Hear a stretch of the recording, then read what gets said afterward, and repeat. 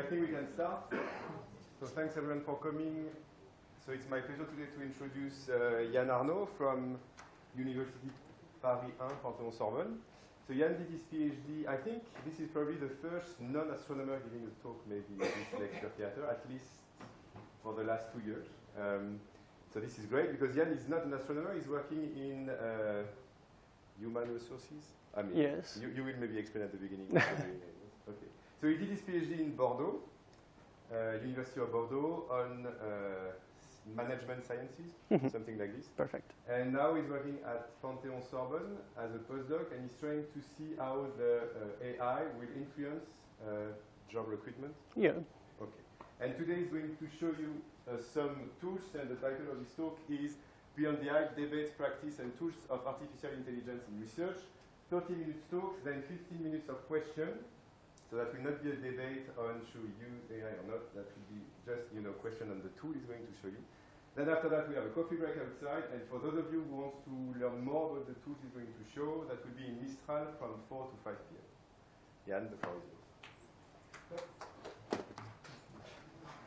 Okay, thank you, Nicolas. Thank you, everyone, to welcome me here today at the Laboratoire d'Astrophysique de Marseille. I am very glad to be here today because I love astrophysics, but I'm going to talk about AI and especially AI in research. So briefly, I am a postdoctoral researcher at the University of Paris 1 Panthéon-Sorbonne, as Nicolas said. I'm working on AI, but before starting, you have to know, this is my first little warning, that I am not an AI expert. I am not an AI engineer, if you want. And this is my first disclosure because it is important to know that there is a difference between the use of AI and those who work on the technology of AI. And on the other side, this is also very important. I am not here today to take a position either for or against AIs, especially the use of AI in research. I just want to introduce you some tools, some debates, some practices that you can implement in your own research. So let's go back to the basics just to have a simple definition, everyone, of AI. So I took this clear definition. AI refers to machine performing cognitive function that are usually associated with human minds, such as learning, interacting, and problem solving. When we talk about AI, we have 3 basic ingredients. The first one is the data. If I'm taking a local example, it's like the ingredients of a bouillabaisse. And if the quality and the variety end there, it is strongly disappointing. Then you have the algorithm. It's like the recipe, the set of rules that transform the ingredients. And finally, the computing power. It's like the fire under the pot, if you want. And without it, nothing gets cooked. Historically, we have 2 main approaches of AI. The first one is what we call symbolic AI and relies on logic, rules, structured reasoning. And if I'm taking another example, local example, it's like for the coach de Zerbi to the Olympique de Marseille to design a game strategy. But more recently, we have the statistical AI. And as well, it's like the OM players. They learn by playing. They're gaining experience from the data, from the pitch. So here is a very quick landscape of AI. On the one hand, you have the symbolic AI with the expert system and constraint programming.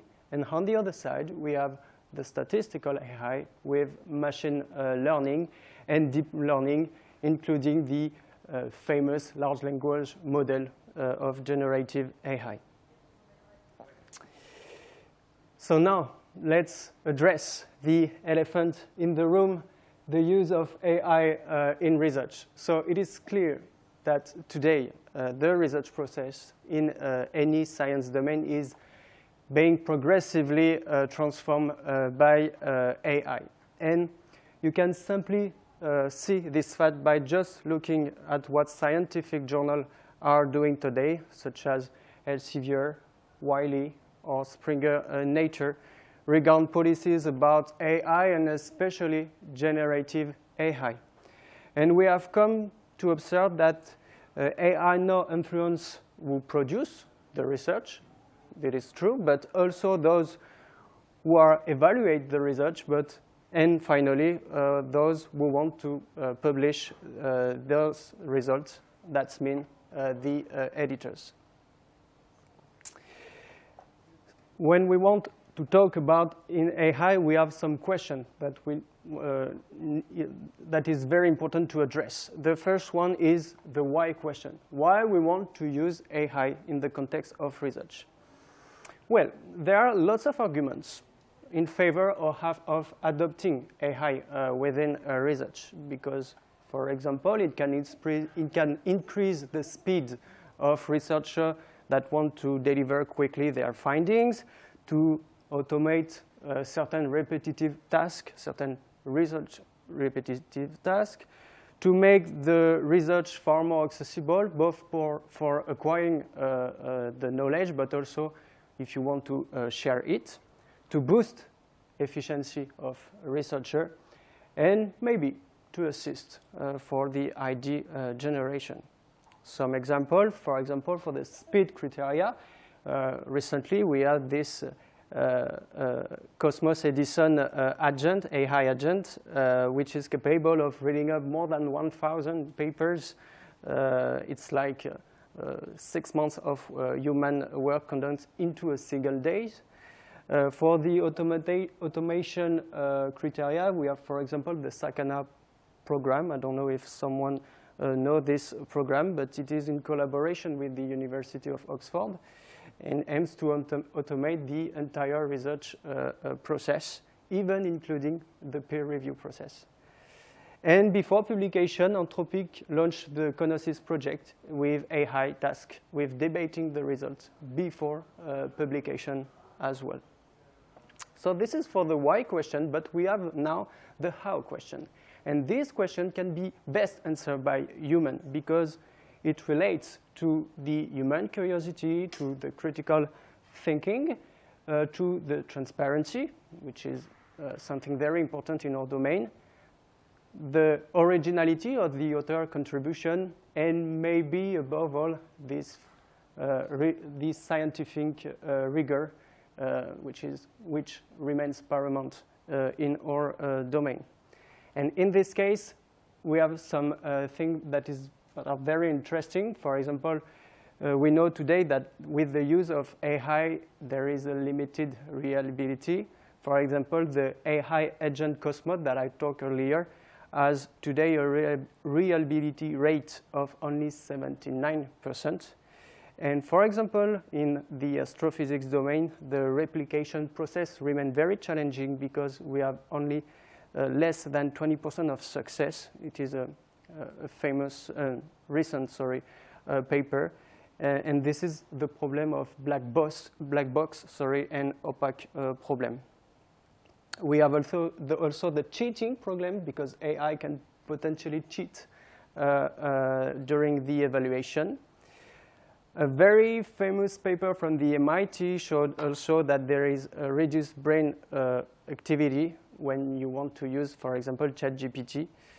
They can reduce activity in the brain area related to reasoning and also memory. And it can transform the compulsive AI user in a passive mode because there is a decreased activity in the deep prefrontal cortex or hippocampus. And this phenomenon is called as cognitive sleepiness, and it reflects finally a delegation of thinking. And some philosophers have also debated on this effect. They talk about cognitive disengagement, for example, for Eric Sardin, or cognitive apocalypse for Gerald Bronner. So as you can see, the why and the how question can sometimes be at odds because they don't always share the same goals, and often they use a very different approach to get there. And this is You can see this example, for example, for the serendipity or the principle of parsimony. There are lots of questions and debates about those two questions. Something that is very interesting when you want to talk about AI in research, and it's to talk about philosophy of science. And that's why today I just want to make a quick presentation. It could be very valuable to answer the for what kind of question. For example, what kind of knowledge are we discovering today with the use of AI? And in this case, it is an epistemic question related to a valid knowledge. What kind of researcher are we becoming with the use of AI? And in this case, it's more an ethical question related to the morality of the researcher, the right and the wrong. What kind of social consequences are we producing, and the consequences in the society? And in this case, it is an axiological question. And finally, what kind of rules are we developing? And for this question, it is a legal question. So it could be very relevant to try as a researcher to answer those kind of questions. In social sciences, we are often oriented by the philosophy of sciences, as I said before, and epistemic values. And that's why in this presentation I chose an inquisitive spirit for my presentation. And that means that we are neither skeptics nor evangelists when we want to talk about AI. We approach this new phenomenon as researcher, guided by a commitment to rigorous and relevant scholarship, and we are still driven by our own curiosity and reflexive thinking. So based on this epistemic vision of the world, finally, the goal of my present today is to present you a quickly evolving landscape of AI tools in research, and to explore these tools together. So for the ease of my presentation, I only focused on 4 stages of the research pipeline, so it is a non-exhaustive list. First, we will see the searching and mapping literature phase and some tools. Then there is a second phase of reading a body of document, then drafting. And fourth one, the final editing. For each stage, I will present some tools that you can implement in your own research. So the first one, very simple to use, is AI Square Scholar QA. It is free. It is still a beta version, but it works well. And it is very simple to use because you can find articles, you can ask directly a question on the literature. So I just try to make my screen here. So this is an example of my, yes, I don't think this is, yes. So this is AI Square Scholar QA. The tool is named ASTA. So I already made this. My question is, how can little red dots be identified and characterized at high redshift using imaging data? Thank you, Nicolas, for the question, because it's not relevant for me. It's complicated. And I launched this prompt, and this is what the kind of result that you can have. You have an introduction and background, and then you have the sources, and you can directly click on the sources, and you have the evidence, for example, for the abstract for this paper. Then you try to answer the question with the photometric selection criteria. As well, you have the references, the morphological characteristics, etc., etc. So As you can see, it's very simple to use, and it can help you to have another view of the literature with this question. How long does it take to get this? Sorry? How long does it take to get this one, it's like 1 minute, and yes, from 1 to 2 minutes. Yeah, so very quick.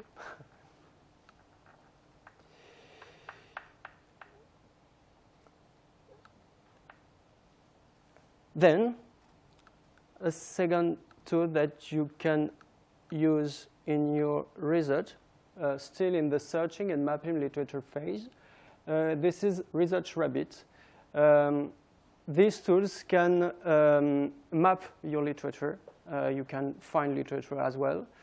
It is free, but there are limited options, and the editor said that it will be always free for researcher. So for each tool, I will provide the source, obviously, and also the tutorial. You have some tutorials on YouTube, so it can help you to try to use the tools. So for this second tool, again, so this is the tool. You can directly enter a question. I have the question. Oh.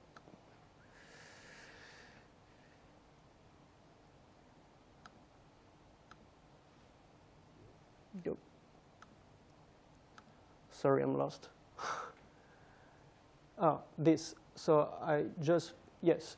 So you can here find in library some papers. I have the question was, sorry, I don't know why I can't just copy paste from my PowerPoint. We can see the question. Yeah, the question was how can the origin of stellar dust in the early universe be determined? So that was the initial question, and then you have some paper as well. Sorry. And then you can map directly your papers. You can see papers that cited some other papers. So it is very simple to use. It can be very relevant if you want to know which paper can be cited by another one, etc., etc. Then you are more advanced option, but it is not free.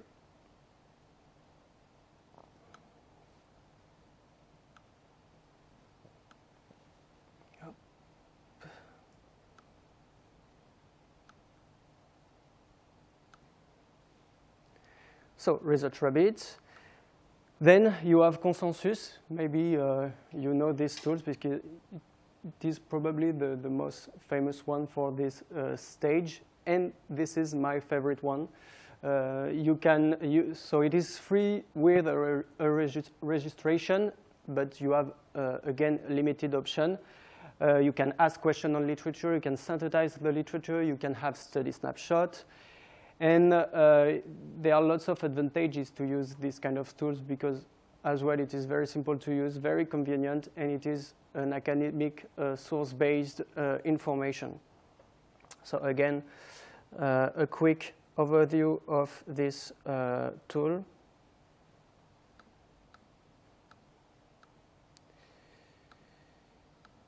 I don't know why it does not work.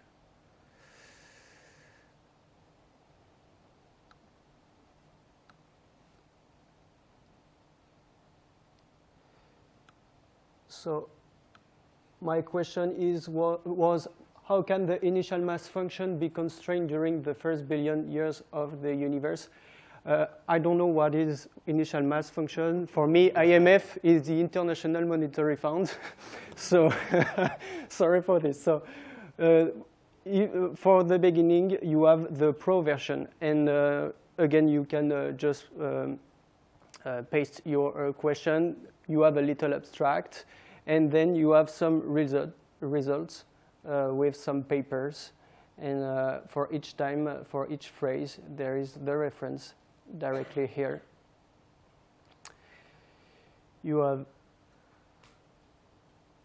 the table. But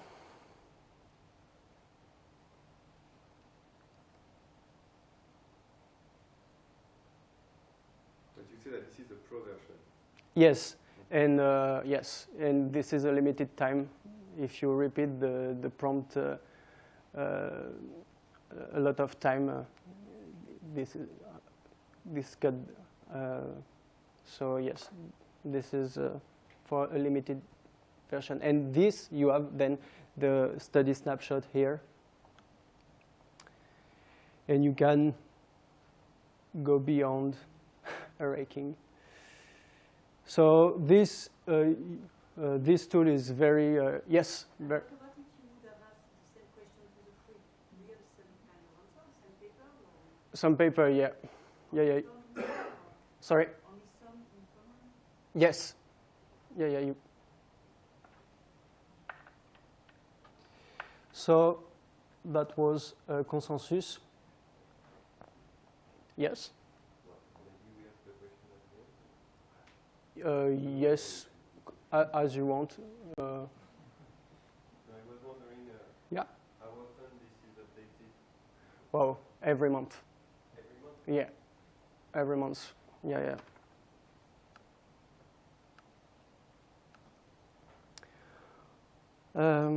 Okay. So now you have also other example of tool that you can use. It is a non-exhaustive list because there are a lot of tools in the market. So you have, for example, Semantic Scholar. It is free as well, and it is quite the same as AI Scholar QA, the first tool that I presented. Now you have Labs Google Scholar, because Google Scholar launched their AI tool now. You can find an article, you can ask questions. You have Litmaps and Elicit. It's quite the same as Consensus or ResearchRabbit. And you have also SciSpace, but I never use SciSpace, but apparently you can find consent, you can transform your PDF to video, you can transform your PDF to slide. So that was for the first stage. Now for the second stage, you have, so reading a body of document, you have Notebook LM. Notebook LM is probably my favorite tool for this stage. It is free with a registration. You can create 5 projects, and within this project, you can upload 50 documents per project. You have a lot of options with this tool. You can podcast your paper, you can mind map, you can sum up multiple papers, you can interact directly with your papers. And the main advantage of this tool is that the system runs on the local environment. It works on Gemini, but what you had on Notebook LM stay on Notebook LM. And again, a quick presentation of, I don't know what I'm doing, Notebook.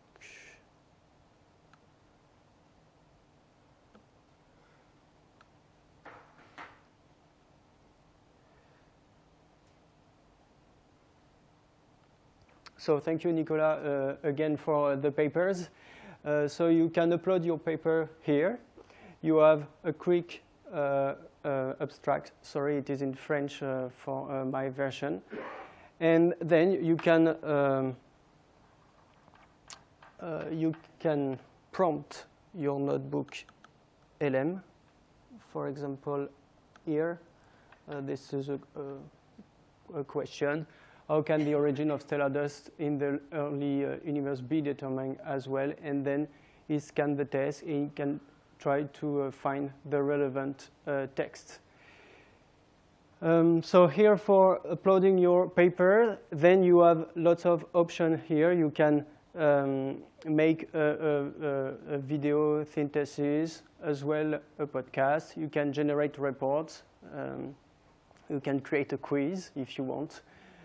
You can now create you have a lot of options. And I don't know if the audio works. Yeah, okay.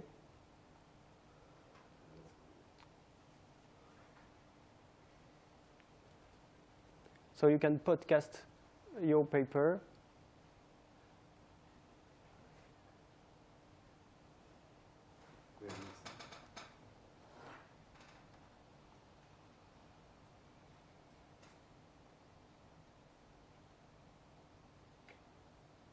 No. Your sound is on? Yeah. Maybe I just check if I have to change something. Ici, on observe ces trous noirs géants aujourd'hui, mais où sont leurs ancêtres? Où sont leurs versions plus jeunes dans l'univers primitif? Il manquait une pièce cruciale du puzzle. C'était un peu comme un cold case, une affaire classée où les principaux suspects s'étaient tout simplement volatilisés. Voilà, le décor est planté. On voit très bien ces monstres cosmiques dans l'univers proche, autour de nous. Mais essayez de remonter le fil du temps pour trouver leur version plus petite, plus jeune. Ça, c'était une autre paire de manches. C'était même mission quasi impossible. So in this case, this is the video abstract, but you have also the audio abstract, which is the podcast. This is this one. Bienvenue dans notre analyse. Aujourd'hui, on plonge dans un des plus grands mystères de la cosmologie. Comment les trous noirs supermassifs, ces titans au cœur des galaxies, ont-ils pu devenir si énormes, et surtout si vite après le Big Bang? C'est un peu comme trouver un séquoia géant là où on venait à peine de planter une graine. Pour essayer de comprendre, on a sur la table une série d'articles scientifiques tout récents basés sur les données incroyables des télescopes James Webb et Hubble. Notre mission, c'est de décortiquer 4 approches très différentes que les astronomes utilisent pour traquer ces fantômes des premiers âges de l'univers. Et c'est une véritable enquête, oui. Parce que l'univers primitif, c'est un autre monde. Les galaxies sont plus chaotiques et surtout elles sont pauvres en ce qu'on appelle les métaux, les éléments lourds. Et ce simple détail, en fait, ça fausse tous nos outils de détection habituels. C'est comme essayer d'utiliser une boussole à côté d'un aimant géant, en quelque sorte. C'est exactement ça. Et le télescope James Webb, le JWST, c'est l'outil qui nous permet enfin de naviguer dans ce chaos. On nous donne des yeux complètement Yes. Parfait. Ces étoiles massives et Toutes les pièces du puzzle, c'est... flagrants délits de fusion. Et enfin, l'étude de Hubble remonte à l'origine du crime, si on peut dire. Elle suggère que ces graines de géants ont été plantées partout, dès les premiers instants. La question n'est plus comment les trous noirs supermassifs sont-ils apparus, mais plutôt comment ont-ils pu être là depuis le début. So this is a quick example, and you know that sometimes LLM can hallucinate also. Yes, you have maybe a question, yeah. Yes, quick question if I can. So this is funny, thanks for the response. I was wondering if such summaries have been assessed actually by the editorial No. team to assess the quality, because of course with the cost Yes. summary and the content of all of that, but what reliability does it have? Yeah, you're right. The problem is the explainability of the algorithms behind this kind of tools, and we simply don't know. We don't have a reliability rate. We don't have the information. So that's why, as a researcher, we have to be aware that they have mistakes. But Gemini is very powerful, and to my mind, for my use, I never use any mistake from these tools. But be careful. Okay, so that was Notebook LM. Maybe after we can show some other option that you can use, but this is a really powerful tool. So let's go back to the presentation. Yes? Presentation was it's creating like a PowerPoint or something like Yes. Yes. Yeah. You can, yes, you can do it. It's like, Presentation. this is still a beta version. So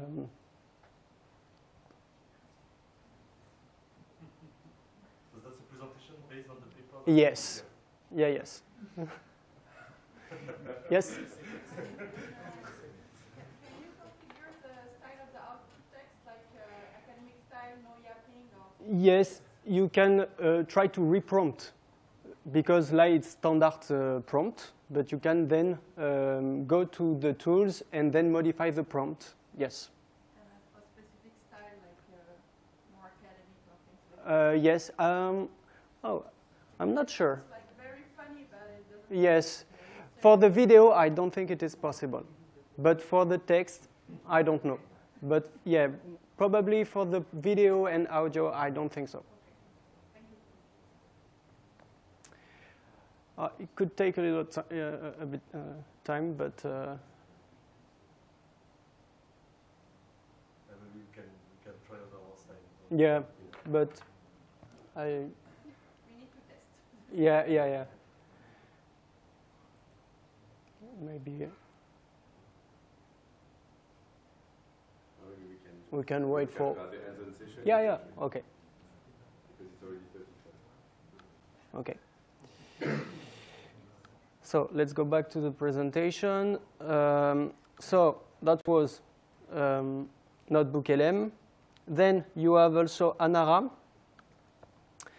Anara, it's quite the same as a Notebook LM. That's why I won't make any presentation of Anara. It's the same tools. It is similar, but more restrictive because you have only 1,000 AI words per day available and 5 documents, and you can upload only 5 documents per day.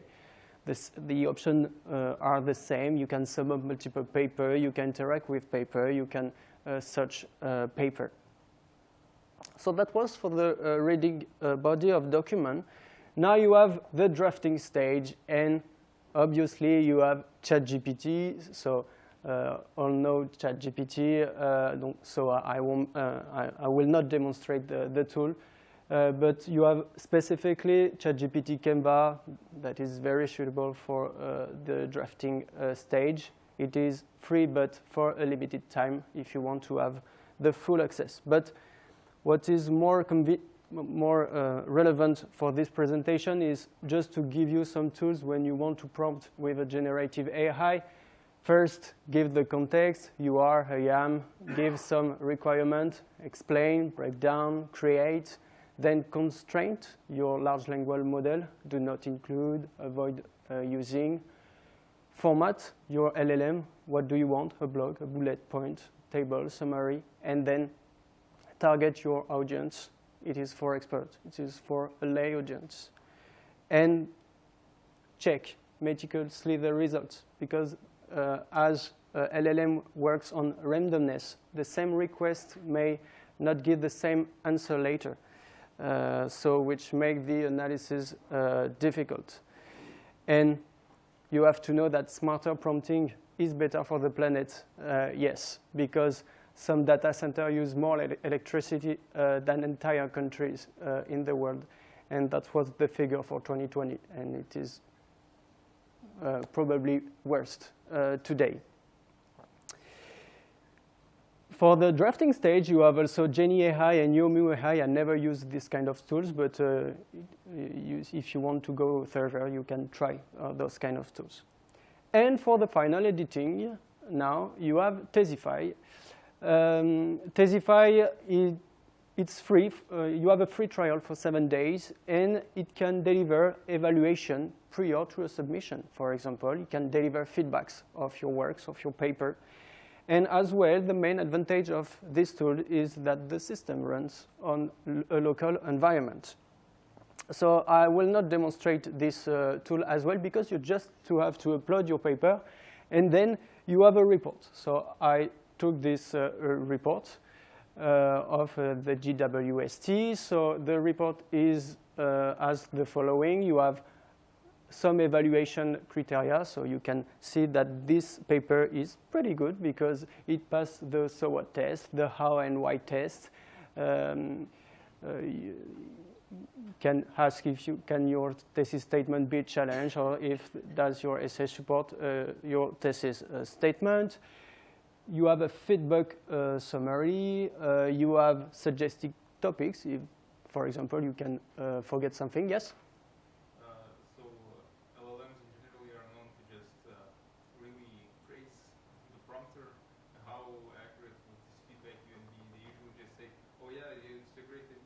Yeah. Doing this, you did a great job, when in fact you can tell to him it's any nonsense.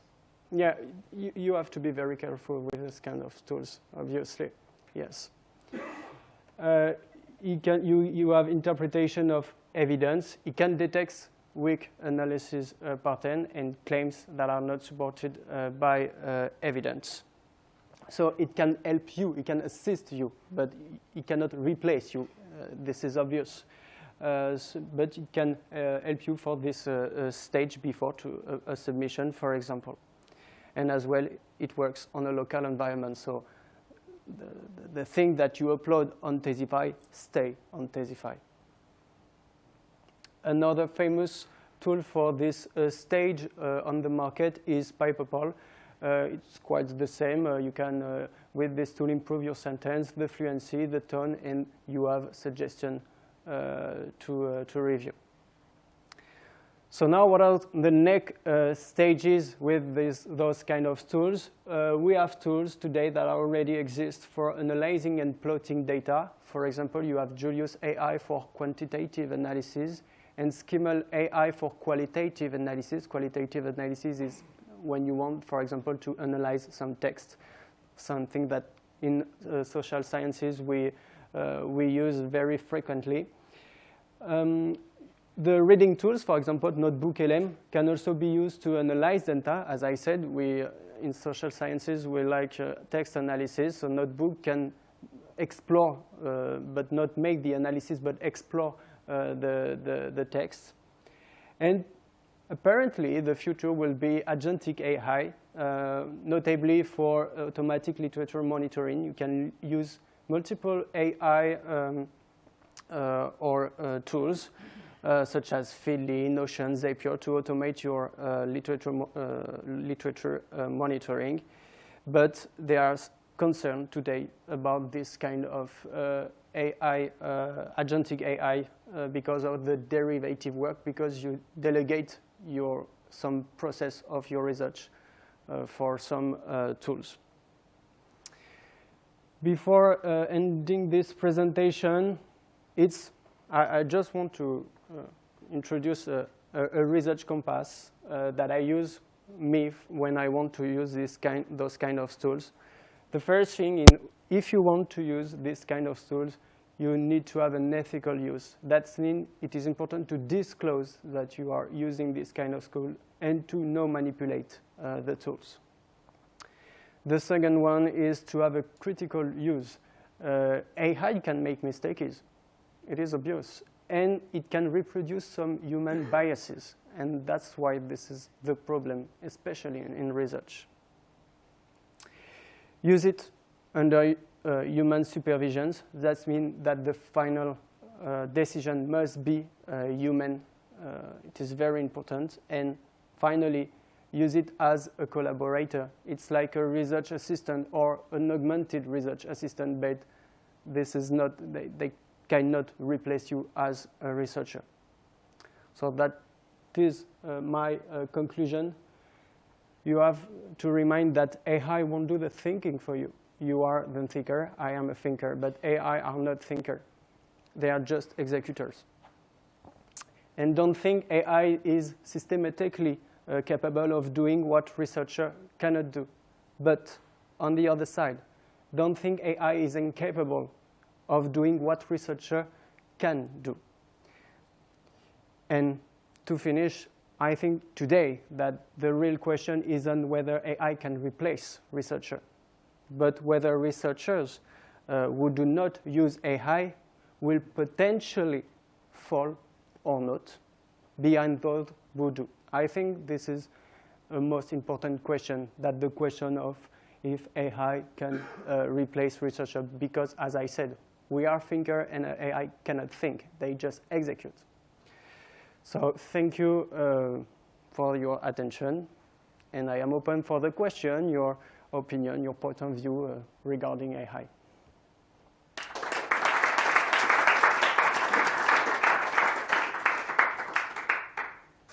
Okay, thank you, Yann. Yeah.